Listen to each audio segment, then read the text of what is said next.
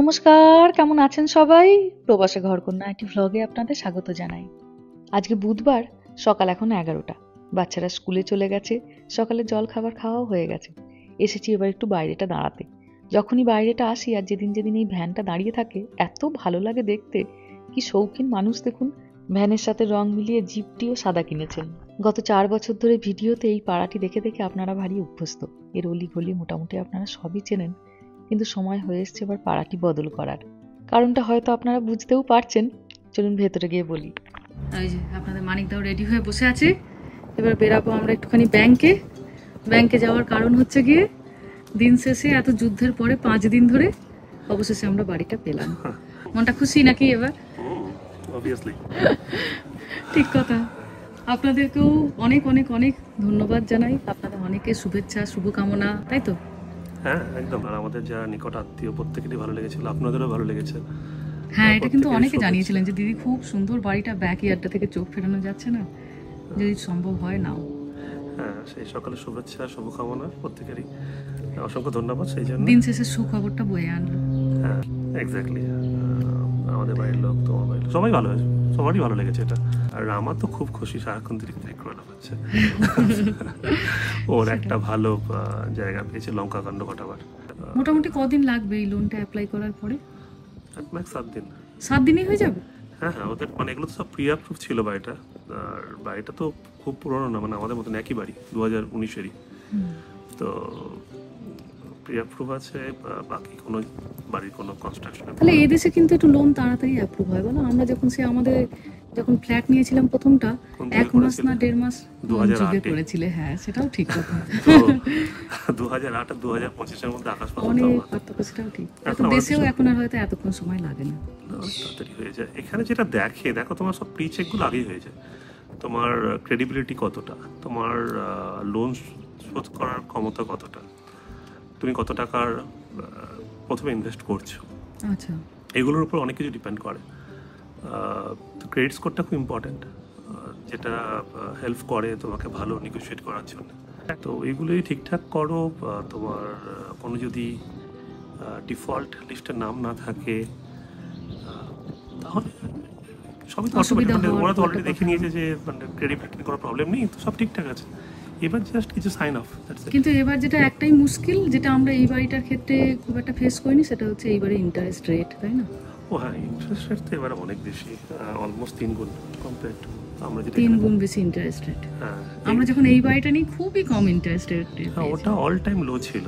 আর ওটা একটা খুব কখনো কখনো মনে হয় যে আমি বড্ড বেশি অন্যান্য ব্যাপারে একদমই মাথা ঘামাই না, সেটা ঠিক নয়, বড্ড একমুখী। বাট আমার কখনো কখনো মনে হয় যে অন্যদের উপর ভরসা করে জিনিসপত্র করা উচিত। এক দাদার সাহায্যেই ভাস্করদাও আমাকে সাজেস্ট করেছিল। তো যে ভদ্রলোক নিচ্ছিলেন তখন বন্ধুদের সঙ্গে জিজ্ঞাসা করছে, তো ওরা অনেকেই বললো যে না মানে তুই এর চেয়ে আরও কমে পাবি, অ্যারাউন্ড 0.25% কম হতে পারে, অথবা তুই যদি একটু দরাদরি করিস তাহলে হয়তো 0.375। ওটা কিন্তু 0.375 বলছে, কিন্তু এটা বাল্ক অ্যামাউন্টের জিনিসটা বেশ কিছু টাকা, অনেকটাই বেশি হয়ে যায়। তো আমি তখন যিনি আমার করাচ্ছিলেন লোনটা, তাকে জিজ্ঞাসা করলাম আমি কি করব। আমি পুরো সারেন্ডার করেছিলাম যে দেখুন আমার এখানকার ব্যাপারে তো আমি জানি না যে লোনের স্ট্রাকচার কীরকম বা এরপরে কী হতে পারে। ও তখন বলেছিল মানে তুমি যদি আমাকে বিশ্বাস করো তাহলে বলতে পারি যে এই মুহূর্তে যে লোন সেটা সবচেয়ে কমে যাচ্ছে, তো তাতে তুমি যদি ফিক্সে বেশি দিন করো তাতে তুমি বেনিফিটেড হবে। ওরকম অনেক আর্ম থাকে, অনেক রকমের লোনের টাইপ থাকে। এটা তো পরে ডিসকাস করতে পারি, বা এখনও বলছি, যেমন ধরুন 5-1, 7-1, দ্যাট মানে হচ্ছে ধরুন এখানে 30 বছরের লোন নিয়েছি বা 15 বছরের পাওয়া যায়, আমরা 30 বছরে নিই। তো ওই 5-1 আর্ম বলতে বোঝায় যে আপনি 5 বছরের জন্য ওই ইন্টারেস্ট পেলেন, তারপরে আবার সেই সময় মার্কেট যে ভ্যালু হবে সেখানে তার সঙ্গে হয়ে যাবে। আচ্ছা, মানে 5 বছরের ফিক্সড, 5 বছরের ফিক্স, সেই কোডটা ধরো নাও। তর্কের খাতিরে আমি আমার ইন্টারেস্ট রেটটা জানাতে চাইছি না, বাট ধরুন আমি 3% বা তার কমে পেয়েছি, রাইট? আর আমি যদি 5-1 আর্মে যেতাম তাহলে হয়তো 2.5 পেতাম। আচ্ছা, কিন্তু যেটা হতো, এটা এই লোনটা প্রায় 5 বছরের কাছাকাছি এলো, মানে 5 কি তাহলে 5 বছর এলো। তো ওটা তাহলে এখন কম হয়ে যেত এখনকার যে লোনের ভ্যালু, তাই অলমোস্ট 6.5 বা 7%। আমি ধরো 3% নিয়েছি, তো সেই সময় 0.5 আমি লস করেছিলাম অ্যাট ম্যাক্স, কিন্তু আমার 30 বছরের জন্য ফিক্স। ও 30 বছর যতই লোন উপরে যাক, সুদের হার যতই উপরে যাক, আমরা ওর বেশি দেবো না। বাহ, এটা তো দারুণ বুদ্ধিটা করেছিলে। হ্যাঁ, এবার যেটা করতে পারো তুমি আস্তে আস্তে টপ আপ করতে পারো। ধরো কিছু টাকা জমালে দিয়ে দিলে, কমলো। হ্যাঁ, দিনের শেষে মুদ্রা কথা এটার ইন্টারেস্ট রেটটা অনেক বেশি। আর তবে আবার 2 বছর পরে যদি আমরা রিফিনান্স করতে পারি, তখন যদি একটু কমে আসে। অবশ্যই তুমি টপ আপ করে ওটা কমিয়ে দিতে পারো। অনেক রকম ভাবে এটাকে ম্যানেজ করা যেতে পারে। সেটাই। চলুন, আর হয়তো সপ্তাহখানেকের ব্যাপার। আজকেই ব্যাংকে যাচ্ছি ওর বাবা আর আমি, এরপর আর সপ্তাহখানেক, তারপর একটা ভালো দিন দেখে আমরা গৃহপ্রবেশটা করে নেবো, পুজোটা আমাদের সত্যনারায়ণ পুজোটা করে নেবো, তারপর ছেলে মেয়েদের সামার ভ্যাকেশনে বা ধীরে সুস্থে ওই বাড়িটা মুভ করে যাবো। তবে খুব বেশি আবার ধীরে সুস্থে করা যাবে না, ওর বাবার মুখটা শুকিয়ে যাচ্ছে, 2টো বাড়ির হয়। এত ভালো লাগছে মনটা এবার, তবে আবার এই বাড়িটা আমার ছেড়ে যাবো, ওটা মনটা আবার খারাপ করছে। ঠিক আছে, জীবন পরিবর্তনশীল। চলো চলো চলো চলুন বেড়াই এবার, ফিরে এসে আবার আপনাদের সঙ্গে দেখা হবে, কারণ ব্যাংকের মধ্যে তো ভিডিও করা খুব একটা অ্যালাউ হবে না, এসে আবার আপনাদেরকে জানাবো। চলো, 12টার মধ্যে আমাদের বলেছে ও এক ট্রান্সফার করে ওই নাম্বারটা ওদেরকে পাঠাতে হবে। চলুন এবার বেড়াই, চলুন বেড়াই এবার। এখান থেকে ব্যাংক মোটামুটি ওই মিনিট 10-এর রাস্তা, এক্ষুনি পৌঁছে যাব। বহুজন আপনারা আগে বহু ব্লগে বলতেন, দিদি ও দেশে বাড়ি কেনার পদ্ধতি কি, হোম লোনের ইন্টারেস্ট কত, কিভাবে নতুন বাড়ি খুঁজে পান, কেমন দাম হয় ওদেশে বাড়ি ঘরদরে। আপনাদের এই সমস্ত প্রশ্নগুলির উত্তর আমাদের এই নতুন বাড়ি কেনার মাধ্যমে যেভাবে যেভাবে আমরা এক্সপিরিয়েন্স হতে থাকবো, আপনাদেরও জানাতে থাকবো। এই যে নিতে এসেছি।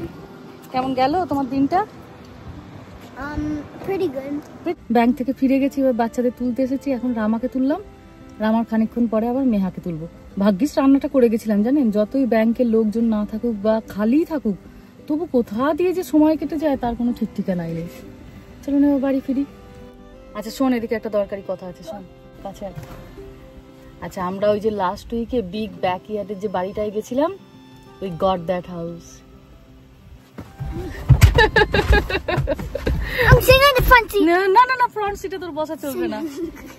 তুমি এবার ব্যাকইয়ার্ডে ফুটবল খেলতে পারবে, বাস্কেটবল খেলতে পারবে, সব পারবে। খুশি হয়েছো? খুব খুশি। And we can play volleyball. হ্যাঁ, ভলিবলও খেলতে পারবে। We can play every sport. Every sports আমরা এবার খেলতে পারবো। We can go to Jack in the Box, please, to celebrate in the evening. বাবা, Please. বাড়িতেই তোকে একটা ভালো খাবার বানিয়ে দেবো, Jack in the box. I want to go Jack in the Box. Please, please, we're going to celebrate. খুব পাকু হয়েছিস, আবার celebrate. Please, please, please, please, please, please, please. আচ্ছা, উফ বাবারে, চ বাড়ি চ। আলু পেঁপে দিয়ে একদম পাতলা করে একটা চিকেনের ঝোল করেছিলাম, ভাগ্যিস চট করে গেছিলাম জানেন, ওই জন্য এসে রাধা ভাতটাও খেতে পারছি। আমি একদম ঠান্ডা ভাত খেতে পারি না বলে একটু মাইক্রো ওভেনে গরম করেছি, কিন্তু আজ 2 মিনিট দিয়ে ফেলেছি, ওই জন্য বড্ড গরম হয়ে গেছে, ধোঁয়া উঠছে হু হু করে। তবে বেশিক্ষণ গরম থাকবে না, এক্ষুনি ঠান্ডা হয়ে যাবে। চলুন তাড়াতাড়ি খেয়ে নিই, তারপর যাবো মেহাকে আনতে। মেহাও চলে এসেছে স্কুল থেকে। ম্যাডাম, স্কুল থেকে এসে নাইসি আবার কি নিয়ে ব্যস্ত হয়ে পড়লে?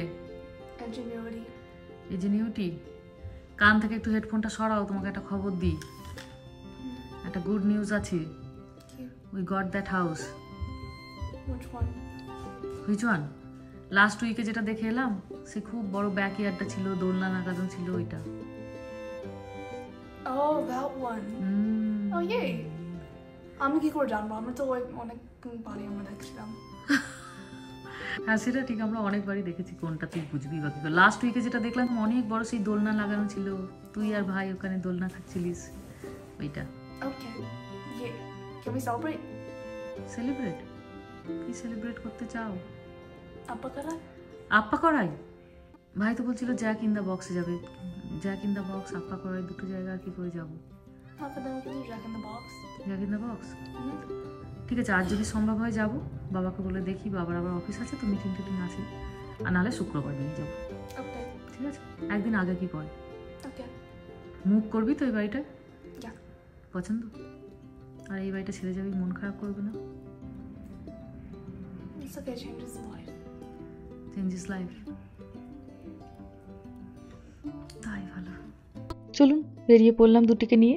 সন্ধ্যা এখন 8টা মতো বাজে, একটু দেরি হয়ে গেল ঠিকই, বাচ্চারা অন্যান্য দিন এই সময় তাদের খাওয়া দাওয়া হয়ে যায়, তারা বিছানায় যাবার জন্য তৈরি হতে থাকে, কিন্তু ওর বাবার মিটিং শেষ হতে হতে একটু দেরি হয়ে গেল। তবে খুব একটা দূরে নয় জ্যাক ইন দ্য বক্স, আমাদের বাড়ির কাছাকাছি, তো এই জন্য বেরিয়ে পড়লাম। আর গল্প করতে করতে দেখুন পৌঁছেও গেছি।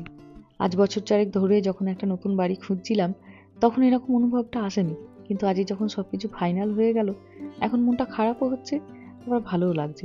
ভালো লাগছে তার কারণ হলো যেমনটি চেয়েছিলাম তেমনটি পেয়েছি, কিন্তু মন খারাপের কারণ হলো গত 6 বছর ধরে আমরা এই বাড়িটিতে আছি, ছেলেমেয়েরা এখানে বড় হয়েছে, কত সুখ দুঃখ হাসি ঠাট্টাতে কত রকমের স্মৃতি এর প্রতিটি কোণায় পড়ে আছে। তাদের সবাইকে ছেড়ে যাওয়ার একটা কষ্ট। চলে এসেছি রেস্টুরেন্টের মধ্যে। অর্ডার করা হয়েছে একটু ফ্রেঞ্চ ফ্রাইস, একটু বার্গার, আর আমি অর্ডার করেছি একটু অনিয়ন রিংস। এই রেস্টুরেন্টে অনিয়ন রিংসগুলো খেতে ভারী ভালো হয়। তো অপেক্ষা করছি, খুব বেশি দেরি করে না, এরা তাড়াতাড়ি দিয়ে দেয়। ততক্ষণ ছেলে মেয়েদের স্কুলে কি হয়েছে না হয়েছে সেই সব নিয়ে টুকটাক গল্প। এই যে বলতে বলতে খাবার দিয়ে চলেও গেছে। এই যে এখানে দিয়ে গেছে অনিয়ন রিংস, মজা করে ওর বাবা বলে আমেরিকার পেঁয়াজি।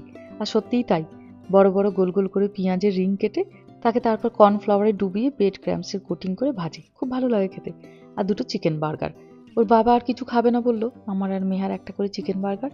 আর এই যে এটা নেওয়া হয়েছে একটু ফ্রেঞ্চ ফ্রাইস, আর আমার এটি ভারী পছন্দের। খুব বেশি রেস্টুরেন্টটাতে ভিড় নেই, কারণ আজকে তো উইকডেজ, আর তাছাড়া প্রচুর লোকজন পিক আপ করেন, ওনাদের আলাদা পিক আপ উইন্ডো থাকে। তো লোকজন যখন কাজ থেকে ফেরেন বাইরে পিক আপ উইন্ডো থেকে খাবার নিয়ে বাড়ি চলে যান। আমরাও তাই ভেবেছিলাম যে খাবার নিয়ে বাড়ি চলে যাব, কারণ কালকে তো আবার সকালে স্কুল আছে। কিন্তু ছেলে মেয়েদের দুজনেরই ইচ্ছা এখানে বসে খাবে, তো বাড়িতেও বসে খেতে যা সময় লাগবে এখানেও মোটামুটি তাই লাগবে। তাই ভাবলো ঠিক আছে চলো, ওদের যেমন এতটাই ইচ্ছা এখানেই খাক, তারপর না হয় বাড়ি ফিরে যাবো। রামা বার্গারের দিকে মোটে তাকায় না, ও ফ্রেঞ্চ ফ্রাইসে ভারী খুশি। মেহাকে জিজ্ঞাসা করলাম কেমন লাগছে, তো ওর ভারী ভালো লেগেছে। চলুন এবার আমিও তাড়াতাড়ি খেয়ে নিই, নাহলে আমার জন্যই দেখবো তখন দেরি হয়ে গেছে। সেদিনকে যখন আপনাদের সাথে নিয়ে বাড়িটি একবার দেখতে যাই সেদিন তো ভালো লেগেই ছিল, তারপরেও আমরা একদিনকে গেছিলাম যে এত বড় সিদ্ধান্তটা নেওয়ার আগে দুবার অন্তত গিয়ে দেখা দরকার। যতই আপনি লোভ দেখান ওর বাবাকে যে প্যাটিটা খুব সুন্দর, স্বাদ খুব নরম, সে নেবে না, তার খাওয়ার সময় চলে গেছে। যাই হোক চলুন, খুব সুন্দর কাটলো সন্ধ্যেটা, ছেলে মেয়েদেরও মনটা খুশি হলো। দিনের শেষে একটা ভালো দিন, ওদেরই বা মনটা কি করে দুঃখী রাখি, ওই জন্য একটুখানি সবকিছুর মাঝেও দুজনে একটুখানি সময় করে নিয়ে ওদের বেরিয়ে পড়লাম। যাই হোক চলুন, ভিডিওটাও তাহলে আজকে এখানেই শেষ করছি। সবাই ভালো থাকবেন, সুস্থ থাকবেন, সাবধানে থাকবেন। আর ভ্লগটা কেমন লাগলো সেটা আমাকে অবশ্যই কমেন্টে জানাবেন। ভালো লাগলে একটা লাইক করে দেবেন। সবাই ভালো থাকবেন, সুস্থ থাকবেন, সাবধানে থাকবেন। দেখা হবে খুব শিগগিরই পরের একটা ভ্লগে।